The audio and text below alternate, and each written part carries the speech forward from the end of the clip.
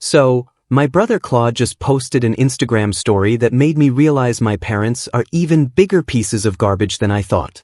And honestly, I'm sitting here watching their whole world collapse. And I can't stop smiling about it. Let me back up because this is wild. I'm 24, moved out when I turned 18 because my parents always treated me like I was the family disappointment when compared to my sister Lillian. She's 26 and has always been the golden child. New car for her graduation, family trip to Europe for her college acceptance, constant praise for literally breathing. Meanwhile, I worked at a hardware store through high school and got told I should be grateful they let me live there rent-free. Real supportive stuff. Anyway, I've been on my own for 6 years now. Got my own place, work in IT support, saved up a decent emergency fund. About 3 months ago, I drove home for the weekend because Micah, my dad, kept calling saying they needed to see me about something important. I got there Friday night. We had dinner, normal family stuff. I was tired from the 4-hour drive, so I crashed on their couch around 11 o'clock. I woke up Saturday morning and my mom, Irene, was making pancakes like nothing happened.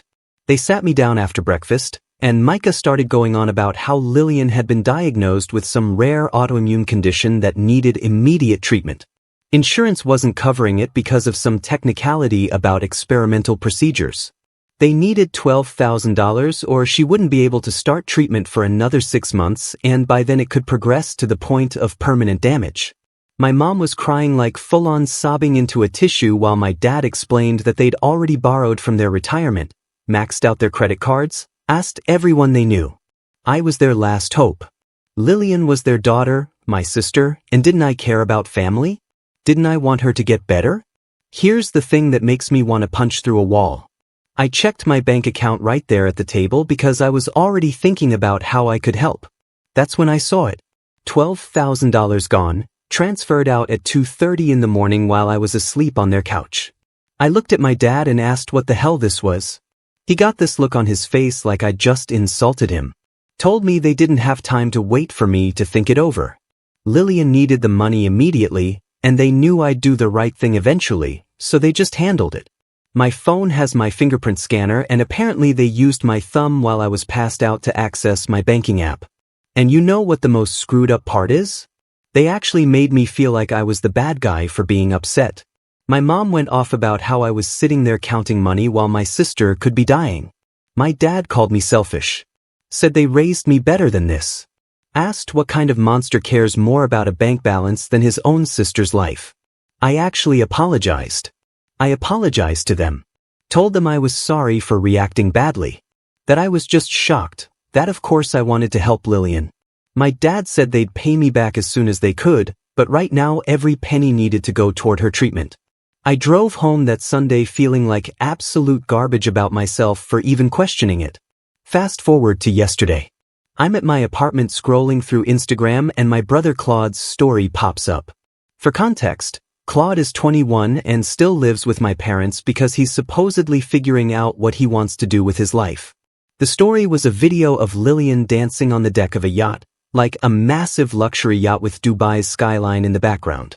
She was wearing designer everything, champagne bottle in hand. Biggest smile I've ever seen on her face. Next slide was my mom in oversized sunglasses posing with a bottle that probably cost more than my monthly rent. Then my dad raising a glass with palm trees behind him. The caption on that one read, "Finally living like we deserve."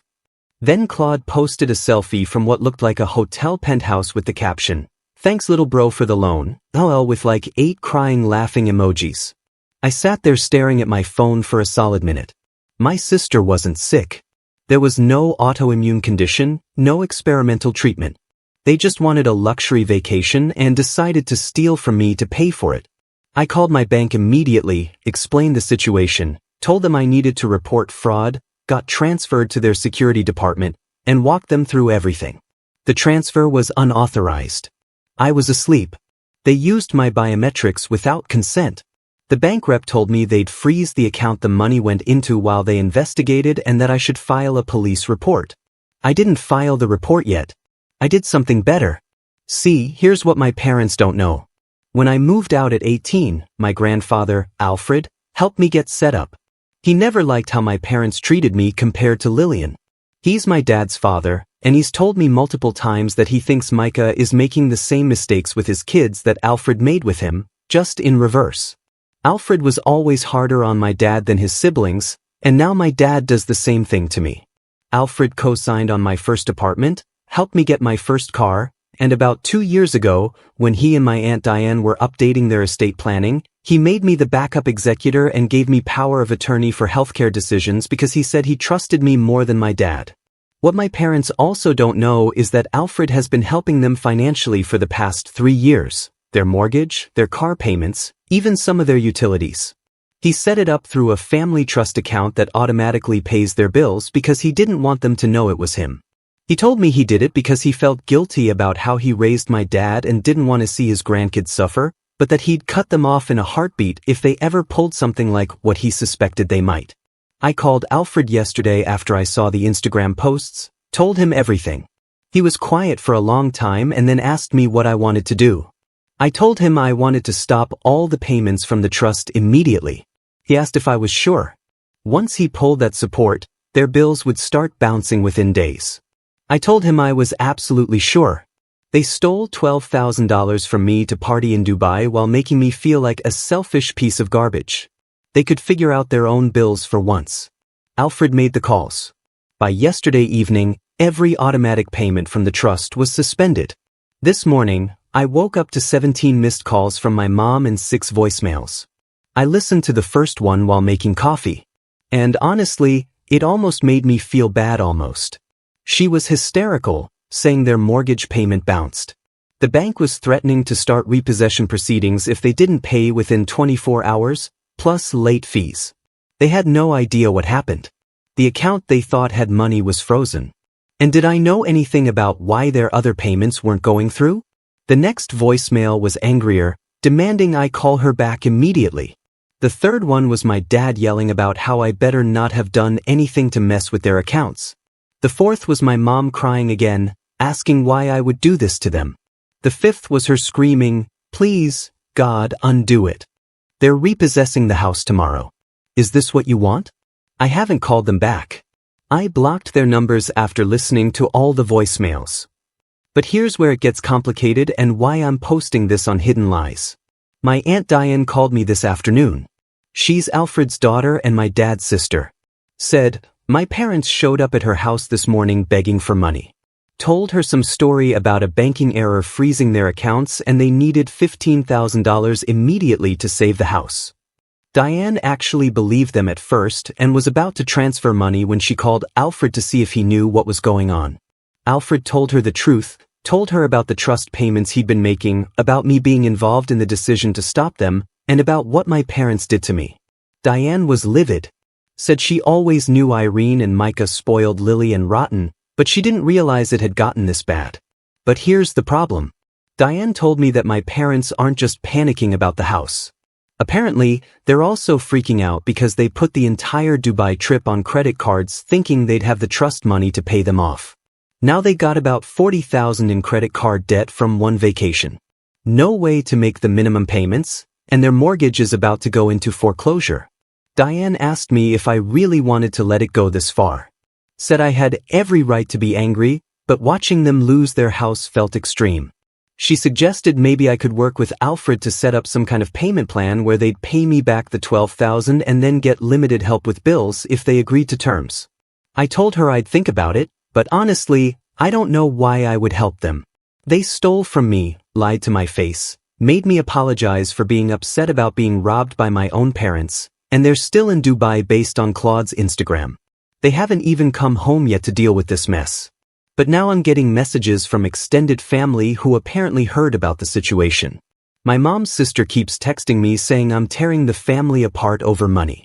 Some of my cousins are taking my parents' side saying family should forgive family and that I'm being cruel.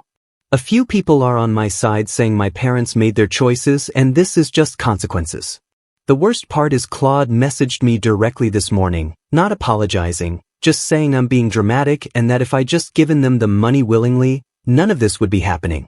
Said Lillian deserves to have nice things for once and I should stop being bitter that I'm not the favorite. Then he tried to say maybe if I was more likable and less of an uptight jerk, they'd treat me better. So yeah, that's where I am right now. My parents are about to lose their house. They've got debt they can't pay. Half my family thinks I'm a vindictive monster and the other half thinks I should burn their whole life down. And I'm sitting here in my apartment that I pay for with money I earn trying to figure out if I'm actually the bad guy in all of this. What do you guys think? Am I taking this too far or should I let them face the consequences of stealing from me? Update 1. Okay, so first off, holy crap you guys. I did not expect my last post on hidden lies to blow up like that. I've been reading through the comments and honestly some of you are way more creative with revenge ideas than I am. The person who suggested I send them a bill for emotional damages made me laugh for like 10 minutes straight. A lot of you told me to stand my ground and not give them a single penny back. A few people called me harsh, but most of you seem to think my parents are getting exactly what they deserve. I appreciate all the perspectives because this whole situation has been making me feel crazy. So, here's what's happened since I posted 4 days ago. Buckle up because my family is apparently incapable of handling anything like normal human beings. My parents cut their Dubai trip short and flew back 2 days ago. I know this because Diane called me Wednesday morning to warn me that they'd landed and were losing their minds. She said my dad was ranting about how I'd destroyed them, how the house was going into foreclosure and how they were going to make me understand what I'd done. My mom was apparently alternating between crying and saying they needed to talk to me face to face to explain everything properly. I told Diane I didn't want to see them. She understood, but said she thought I should at least hear them out because maybe there was more to the story. I asked her what possible explanation could justify stealing from me. And she went quiet for a second before admitting she didn't know, but that family should at least communicate. Here's where I messed up. I didn't change my locks. I didn't think I needed to because I never gave my parents a key to my apartment. Apparently, that didn't matter.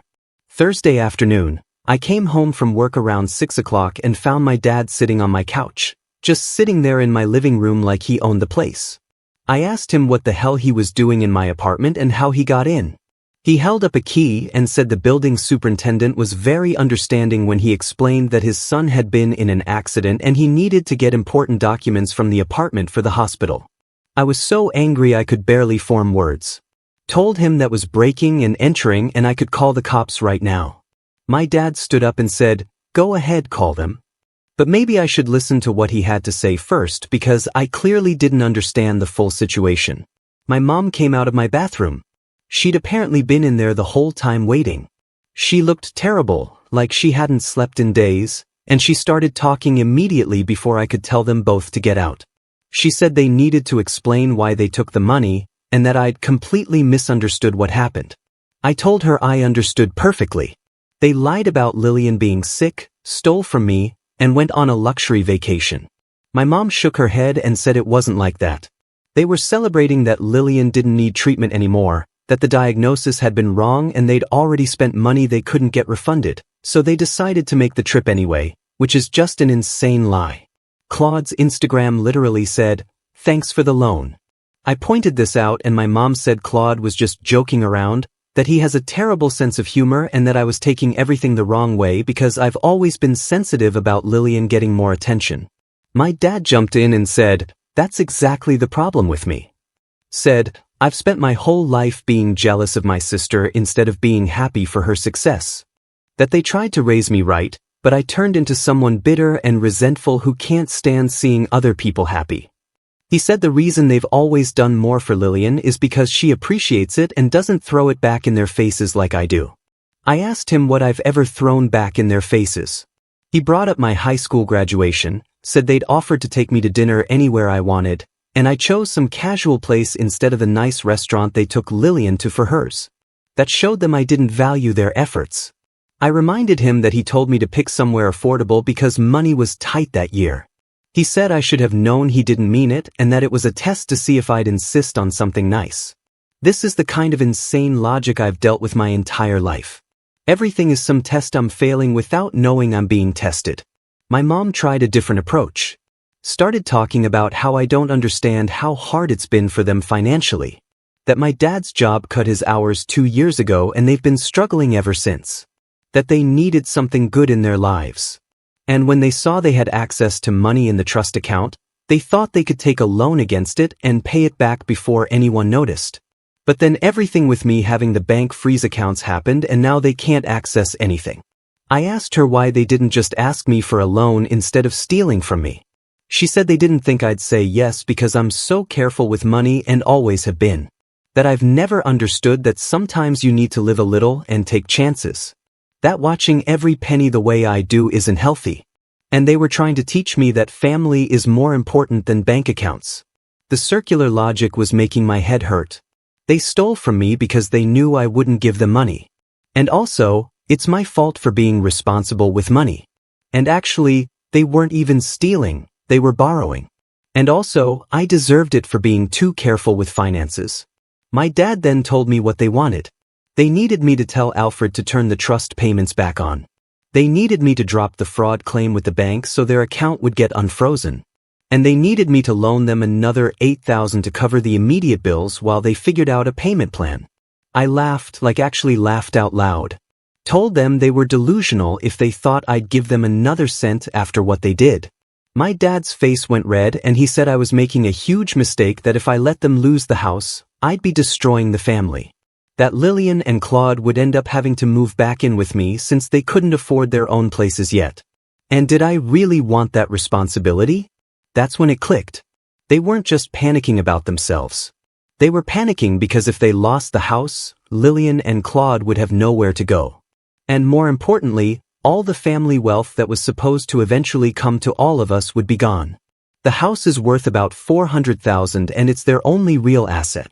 If it goes into foreclosure, they lose all that equity. I told them that wasn't my problem, that I didn't force them to steal from me or rack up $40,000 in credit card debt for a vacation. My mom started crying and said I was being cruel, that I'm punishing Lillian and Claude for something they didn't do. I pointed out that Claude was literally bragging about scamming me on Instagram. But she said he's young and doesn't understand consequences yet. He's 21. He understands consequences. My dad switched tactics again. Said if I wouldn't help them, then I'd have to live with being the son who let his parents become homeless. That everyone in the family would know I had the power to stop it and chose not to. That I'd spend the rest of my life being known as the person who valued money over family. I told them they needed to leave my apartment immediately or I was calling the police for real this time. My dad said fine, but I'd regret this. My mom grabbed my arm and asked me to please just think about it. To consider that they're my parents and they made a mistake, but they love me and they need me right now. I pulled my arm away and opened the door. They left, but my dad stopped in the hallway and said I had until Monday to change my mind because that's when the bank takes possession of the house. He said, after Monday, whatever relationship we had would be over permanently because he can't forgive a son who does this to his own family. After they left, I called the building superintendent and tore into him for giving my dad access to my apartment. He apologized and said my dad was very convincing about the hospital emergency and that he'd assumed I'd given permission. I told him if anyone asks for access to my apartment again, they need to call me first to verify. He agreed and offered to change my locks for free to make up for it. So, that was Thursday. Yesterday, I talked to Alfred and told him about my parents breaking into my apartment. He was furious. Said he's known Micah makes bad decisions, but he didn't realize he'd stoop to breaking and entering. I asked Alfred about the trust and whether turning the payments back on was even an option. He told me something I didn't know before. The trust isn't unlimited money. He set it up 3 years ago with about $200,000 specifically to help my parents get stable without them knowing it was him. He figured if they thought it was some family investment account paying out automatically, they wouldn't fight with him about accepting help. But in 3 years, they've burned through almost all of it because they never actually tried to fix their financial situation. They just spent knowing the trust would cover their bills. There's only about $15,000 left in the trust. Even if Alfred wanted to turn the payments back on, there's not enough money to cover their mortgage and credit card minimums for more than a couple months. Alfred said he feels responsible because he enabled them to avoid facing reality for too long. That he thought he was helping, but really he was just postponing this exact situation. He asked me what I wanted him to do with the remaining trust money. I told him to save it.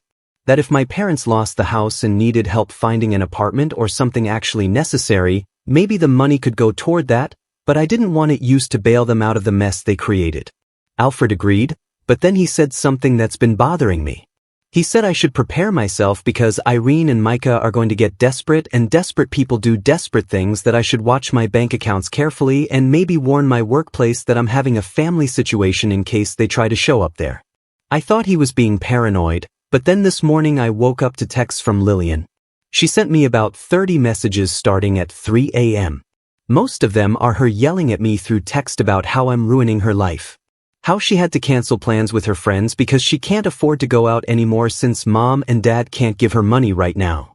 How it's not fair that I get to live in my own apartment with money saved up while she's stuck at home with parents who are stressed out constantly. Then she said something that made my blood boil. She said she knows I've always been jealous that she's prettier and more successful and that our parents actually like spending time with her. That I'm probably happy to see her brought down to my level for once. That this is what I've always wanted, to see her struggle like I did. The thing is, Lillian has never had to struggle. She's 26 years old, doesn't work because she's supposedly building a lifestyle brand on Instagram and lives rent-free with my parents who pay for everything, including her car insurance and phone bill.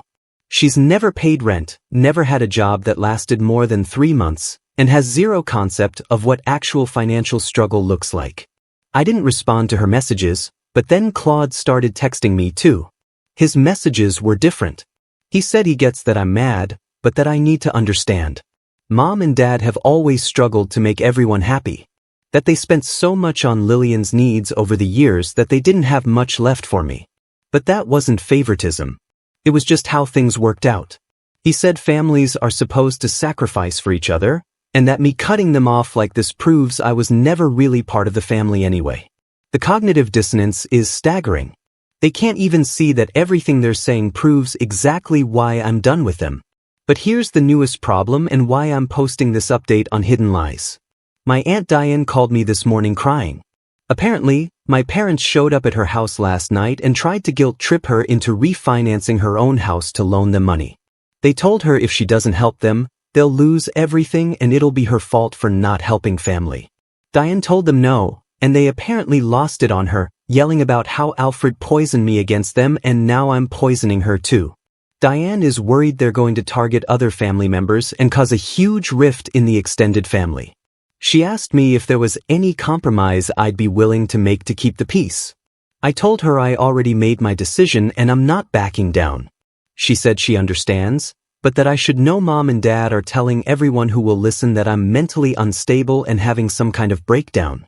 That they're saying I was so angry about the misunderstanding with the money that I've gone scorched earth on the whole family. Some relatives are apparently starting to believe them. So now I'm dealing with my parents trying to turn the entire extended family against me, my siblings both blaming me for their problems, and the deadline for them losing the house is in 3 days. I talked to a lawyer yesterday just to make sure I'm protected legally. The lawyer said the fraud claim with the bank is solid. They definitely used my biometrics without permission, which is illegal, and if they try anything else, I should document everything. She also suggested I might want to file a police report anyway just to have it on record even if I don't press charges immediately. Part of me wonders if I should file that report. The other part of me knows that if I do, my family will completely explode and I'll be cut off from everyone forever. But honestly, maybe that's not the worst thing at this point. Monday is coming fast. The house goes into foreclosure proceedings if they don't catch up on payments plus fees. My parents have made it clear they think this is entirely my fault and responsibility to fix. And I'm sitting here trying to figure out if I'm actually doing the right thing or if I'm letting my anger take this too far. What would you guys do? Should I file the police report or is that going nuclear for no reason? And am I wrong for letting the house situation play out? Update 2. So, I know a bunch of you have been waiting to hear what happened on Monday with the foreclosure deadline. Shout out to everyone who told me to stand firm and not cave to the guilt trips. You guys kept me sane through this. Monday was a mess. Let me break down everything that went wrong. I filed the police report Sunday night. I know some of you said it was going nuclear, but after my parents literally broke into my apartment, I figured I needed the paper trail. The officer who took my report was actually really understanding. Said financial abuse from family members is more common than people think and that using someone's biometrics without consent is absolutely illegal. He gave me a case number and said someone from the fraud unit would follow up within a week. Monday morning, I got to work and my boss pulled me aside before I even sat down at my desk. Asked if everything was okay with my family because my father had called the office Friday afternoon claiming there was a medical emergency and he needed to reach me urgently. My boss had given him my direct work number thinking it was legitimate. I explained that there was no emergency, that I was dealing with a family situation and that if anyone from my family called again, they should not be given any information about me or transferred to my line. My boss looked uncomfortable but said he understood and that he'd let reception know. Then he asked if this family situation was going to affect my work performance because he'd noticed I seemed distracted lately. I assured him it wouldn't and got to my desk. But honestly, I was furious that my dad had brought my workplace into this. Around 11 o'clock, my work phone rang. I picked up thinking it was internal and it was my mom. She started talking immediately, saying we needed to meet for lunch so she could explain some things I didn't understand. That she'd been thinking about what I said, and she realized I had some valid concerns, but that if I just heard her out properly, we could fix this. I told her I was at work and hung up. She called back 3 times. I stopped answering, but then my cell started ringing. Different number I didn't recognize. I figured it was them using someone else's phone, so I didn't pick up. Then another call from another unknown number. This went on for like 45 minutes. Different numbers calling both my work line and cell. Finally, I answered one and it was Lillian. She was crying and said mom and dad were at the bank trying to work something out, but the bank wouldn't talk to them because of the fraud investigation I triggered. She said they needed me to call the bank and tell them it was all a misunderstanding so they could access their account again. That if I did that one thing, they could probably save the house because they had friends who might be willing to help with a short-term loan. But they needed access to their account to move money around. I asked Lillian why she thought I'd help them after everything they'd done. She said because I'm her brother and she's never done anything to me personally. So why am I punishing her for mom and dad's mistakes? That she's going to end up homeless because of me and how can I live with that? I told her she's 26 years old and maybe it's time she got a job in her own place instead of relying on our parents for everything. She called me a bunch of names and hung up on me. At lunch, I turned off both my phones and went to the gym in my building just to get away from it all. When I turned my phones back on at 1 o'clock, there were 63 missed calls and 42 text messages from various family members. Most of the messages were from people I barely know, cousins I haven't talked to in 5 years. My mom's high school friends, random relatives who probably don't even remember my name normally. All of them saying basically the same thing about how family sticks together and I should reconsider what I'm doing. But there were also messages from Diane and Alfred. Diane said my parents showed up at Alfred's house Monday morning before the bank opened and there was a huge confrontation. Alfred told them he wasn't giving them any money and that they needed to take responsibility for their choices. My dad apparently said some really harsh things about Alfred being a terrible father who's always favored other people over his own son and that this was Alfred's revenge for my dad not living up to his expectations. Alfred's message to me just said to call him when I could. I called during my afternoon break and he sounded tired. He told me the confrontation with my parents got heated and ended with my dad saying he never wanted to speak to Alfred again. That after everything Alfred had done to help them over the years, cutting them off proved he never actually cared about his son or grandchildren. Alfred said he's made peace with it, but wanted me to know that my parents are now completely financially cut off from everyone in the family who has money. Diane won't help them. He won't help them. And his other kids, my dad's siblings, have all said they're staying out of it after hearing what my parents did to me. That should have been the end of Monday's chaos, but it wasn't. I got home from work around 6:30 and found Lillian sitting in the hallway outside my apartment door. She'd been waiting there for over an hour based on what she said. She looked awful, like she'd been crying all day. And the second she saw me, she started talking about how the house was definitely going into foreclosure now because they missed the deadline and couldn't come up with the money even with the grace period the bank gave them until 5 p.m. She said mom was having a complete breakdown. That she'd locked herself in her bedroom and wouldn't come out. That dad was driving around refusing to answer his phone. That Claude was freaking out because he doesn't have anywhere to go and neither does she. She asked if she could stay with me temporarily while she figured things out. I told her no. She looked at me like I'd slapped her. Started saying, "I can't be serious. Where is she supposed to go? She doesn't have money for a deposit on an apartment or first month's rent." I reminded her that she just spent however many thousands in Dubai partying on money stolen from me. She said that wasn't her fault. Mom and Dad paid for the trip. She didn't know where the money came from. Which is another lie because Claude's Instagram literally said, "Thanks for the loan." I pointed this out and she said, "Claude's an idiot who posts stupid things for attention and I'm taking it way too seriously. That even if Mom and Dad did something wrong, she and Claude shouldn't have to suffer for it." I asked her why she never got a job or saved any money in her entire adult life. She said she's been trying to build her social media presence, and that takes time and effort. It's not like she's been doing nothing. I looked at her Instagram right there in front of her. She has 3,000 followers and her last post got 42 likes. She's not building anything. She's just posting selfies and calling it a career. Lillian got angry and said, "I've always been jealous of her, and that's why I can't stand to see her happy." That Mom and Dad gave her opportunities because she actually appreciated them and made something of herself while I just disappeared and nursed grudges. I asked her what exactly she's made of herself, and she said she's living her life on her own terms instead of being a boring office drone like me. This is the sister I apparently was supposed to be willing to give $12,000 to save. Someone who thinks having a job and supporting yourself makes you a boring drone. I told her she needed to leave and she refused. Said she wasn't going anywhere until I agreed to let her stay for at least a few weeks. I went into my apartment and she tried to follow me in.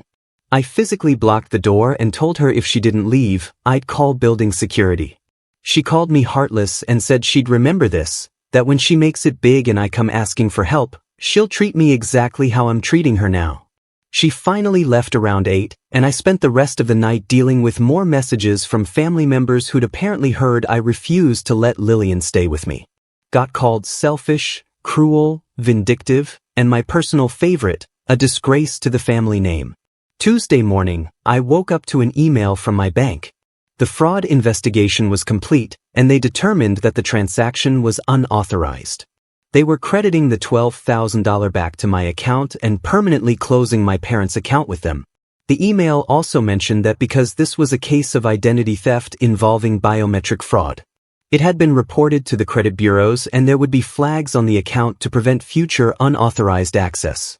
I honestly felt relief seeing that money back in my account. It had been 3 months of knowing it was gone and now it was back. But then I started thinking about what this meant for my parents' financial situation. With their main bank account closed, they can't receive direct deposits or make automatic payments. They'll have to open a new account somewhere else. But with the fraud flags on their record, that's going to be difficult. Most banks won't take you on if you have recent fraud flags, even if you were the perpetrator, not the victim. I called Alfred to let him know the bank had resolved things in my favor.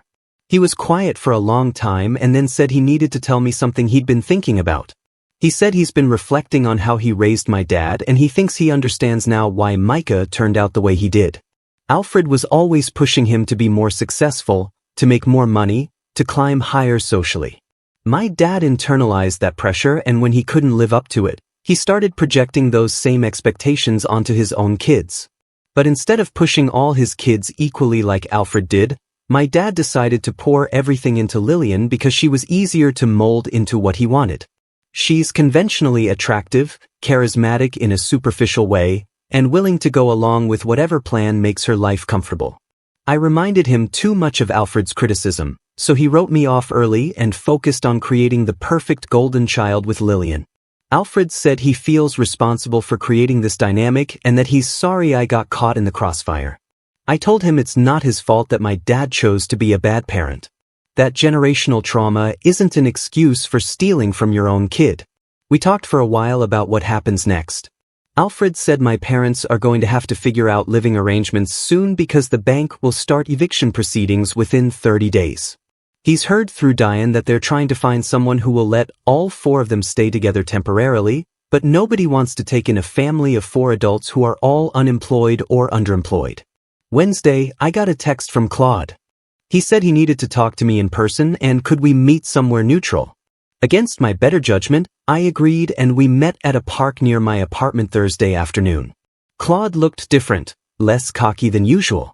He started by saying he knows I'm mad at him for the Instagram post and that he was being immature, that he didn't really understand the situation when he made that post. He just thought it was funny. I asked him how he didn't understand the situation when mom and dad literally told me in front of him that they were taking money for Lillian's medical treatment. He said he wasn't there for that conversation, that he was at a friend's place that weekend and only came home Sunday after I'd left. Mom and dad told him they'd gotten a loan from me for Lillian's treatment. But then Lillian told him the diagnosis was wrong and they decided to use the money for a family trip instead. He thought I'd agreed to it. I asked him why he'd think I agreed to $12,000 being used for a vacation. He said because mom and dad told him I was always talking about how they should take a nice trip and spend time together as a family. That this was partially my idea and I'd offer to help make it happen. The manipulation is insane. They lied to Claude about what happened so he'd be on their side if things went wrong. I showed him my bank statement on my phone showing the transfer at 2:30 a.m. Asked him if that looks like someone willingly giving money. He stared at it for a long time and then said he didn't know they'd done it that way. Claude said he's been thinking about a lot of things the past few days. That living at home has been comfortable, but maybe too comfortable. That he's 21 and has been coasting because mom and dad never pushed him to do anything. He said watching everything fall apart has made him realize he needs to get his life together and that he's been looking at job postings and thinking about moving in with friends who have space. I asked him why he was telling me this. He said because he knows I've been on my own since 18 and he wanted to know how I did it, how I managed to move out and build a life when our parents clearly didn't prepare either of us for independence. I gave him some practical advice about budgeting and finding roommates and entry-level jobs. He actually seemed to be listening. Then he asked if I thought there was any way to fix things with the family. I told him honestly that I don't think there is. That mom and dad prove they see me as a resource to exploit, not as their son. That Lillian has made it clear she thinks I owe her something just for existing. That the only way forward for me is to stay away from all of them. Claude said he understands, but that it makes him sad because we used to be close when we were kids. I don't remember us being that close, but I didn't argue with him. He left and I haven't heard from him since. Last night, Diane called me crying again. Apparently, my parents showed up at her house Wednesday night with all their belongings packed in their cars. They told her the bank had started formal eviction proceedings and they needed somewhere to stay for a few days while they looked for an apartment. Diane let them stay in her guest room, but said it can only be temporary because she doesn't have space for 4 adults long term. My parents are apparently telling Diane that this is all going to work itself out, that they have plans to get back on their feet. But Diane says she can see they're in complete denial about how bad their situation is. They have no income except my dad's part-time work that barely covers food. They have $40,000 in credit card debt. They have no savings. And now they have nowhere to live. Diane asked me if there's anything at all I'd be willing to do to help them get into a small apartment or something. I told her the same thing I've told everyone else. They made their choices and these are the consequences. She said she understands, but that she's worried about what happens when they run out of family members willing to house them temporarily. So, that's where things are now. My parents are essentially homeless and couch surfing. My siblings are facing reality that their comfortable setup is over. Half my extended family hates me, and I'm sitting here with my $12,000 back in my account trying to figure out if I feel good about any of this. Honestly, I'm not sure I do feel good.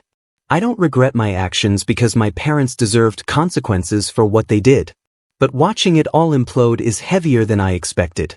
The comments on my last post on Hidden Lies saying I should feel nothing but satisfaction were wrong. It's more complicated than that. But I also know that if I give in now and help them, nothing will change. They'll see it as confirmation that they can do whatever they want to me and I'll eventually cave. So I'm holding firm even though it sucks. What I didn't expect was what's about to happen next. I got served with papers yesterday. My parents are suing me. Final update.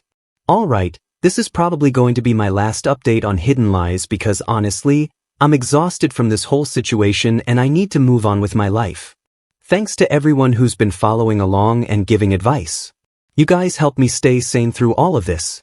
So, the lawsuit I read through the papers they served me, and it was even more ridiculous than I expected.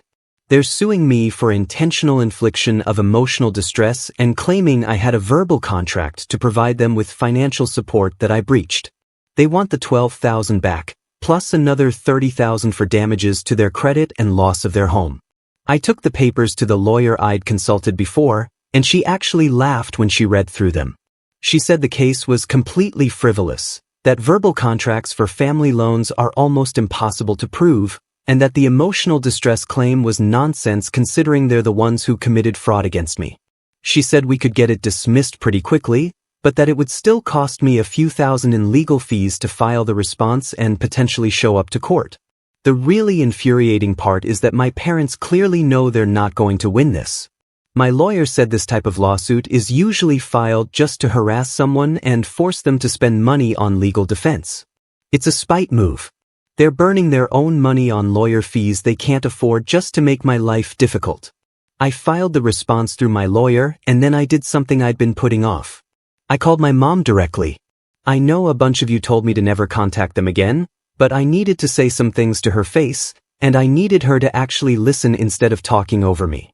She answered on the first ring, started immediately with how she's so glad I called, that she knew I'd come to my senses eventually, that we could work this all out if I just dropped the fraud claim and helped them get back on their feet. I cut her off and told her we needed to meet in person.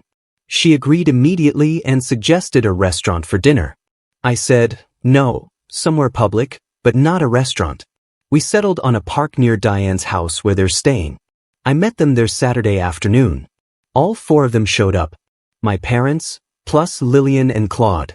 I'd specifically said just my parents, but they brought back up anyway. We sat at a picnic table and my dad started talking before anyone else could. He said they needed to clear the air about some misunderstandings and that if we all just communicated properly, we could fix this family crisis I'd created. I told him there was no misunderstanding, that they stole from me, lied to me, and then tried to manipulate me into feeling guilty about their own choices. My mom jumped in saying that's not what happened, that they borrowed money they fully intended to pay back, and I overreacted by freezing accounts and cutting off the trust fund. That if I'd just been patient and trusted them, none of this would have happened. I asked her how I was supposed to trust people who used my fingerprint while I slept to steal money. She said, steal is such a harsh word. That family members help each other out and don't keep score. That she and my dad had spent hundreds of thousands raising me and they never asked me to pay them back for that.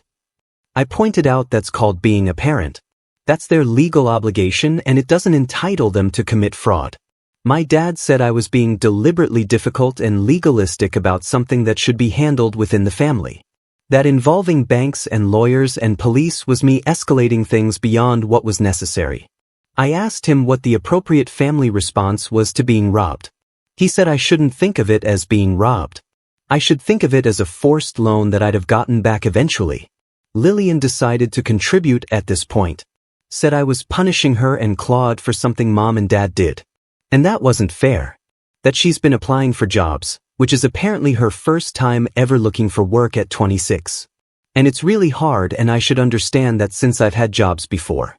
She said if I really cared about her, I'd help her get an apartment so she could start building her own life instead of being stuck with our parents. I asked her why she thought I'd help her with an apartment after she spent weeks sending me messages calling me jealous and bitter. She said that was just because she was stressed and didn't mean it, that I should be the bigger person since I'm clearly doing better financially than anyone else in the family. Claude was quieter than the others. He asked if there was any scenario where I'd consider helping them at all. I said no, that I'd made my decision and I was sticking to it. He nodded and didn't push further. My dad changed tactics. He said the lawsuit wasn't his idea, that their lawyer suggested it as a way to protect their legal interests.